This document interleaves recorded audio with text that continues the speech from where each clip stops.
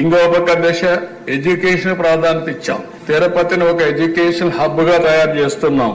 IIT, IISER, అదే మరిగా culinary institute ఒకటి, త్రిబుల్ ఐటి కర్నూలులో పెట్టాం, ఉర్దూ యూనివర్సిటీ కర్నూలులో పెట్టాం. ఇవి కాకుండా దేశ సెంట్రల్ యూనివర్సిటీ అనంతపూర్లో పెట్టాం. రాయలసీమని ఒక ఎడ్యుకేషన్ హబ్ గా తయారు చేయాలని తెలుగుదేశం పార్టీ ముందుకు పోయాం. ఏదైతే ప్రజాగళంలో మిషన్ రాయలసీమ అనౌన్స్ చేశారో దానికి కట్టుబడి ఉండి తప్పకుండా మిషన్ రాయలసీమలో చెప్పిన ప్రతి ఒక్కటి కూడా తెలుగుదేశం పార్టీ ఎన్డీఏ ప్రభుత్వం పూర్తి చేస్తామని చెప్పి కూడా నేను మీకు తెలియజేస్తున్నా.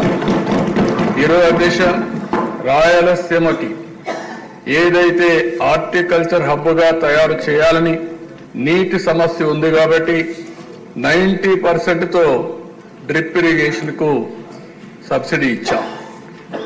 ఆ 90% ఇస్తే గత ప్రభుత్వం దాన్ని కూడా తీసేసే పరిస్థితికి వచ్చారు.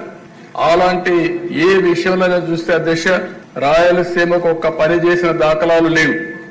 ఇండస్ట్రీ వచ్చిన తిరుపతిలో హార్డ్వేర్ హబ్ గా తయారైందని తెలుగుదేశం పార్టీలో వచ్చింది. నిన్ననే మీరు చూస్తే కొప్పర్తి, ఓర్వకల్ 2 ఇండస్ట్రియల్ పార్కుల కోసం గవర్నమెంట్ ఆఫ్ ఇండియా శాంక్షన్ చేస్తే 2 కూడా రాయలసీమలో పెట్టి 5,000 కోట్ల రూపాయల దగ్గర దీనికి శాంక్షన్ చేశాం. అదే మరి ఓర్వకల్లో డ్రోన్ సిటీగా తయారు చేశాం.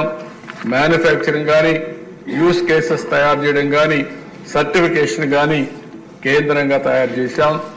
అందుకే కర్నూలు టౌన్ ని ఒక మంచి టౌన్ గా తయారు చేయాలనేది తెలుగుదేశం ప్రభుత్వం యొక్క సంకల్పం. తప్పకుండా చేస్తాం.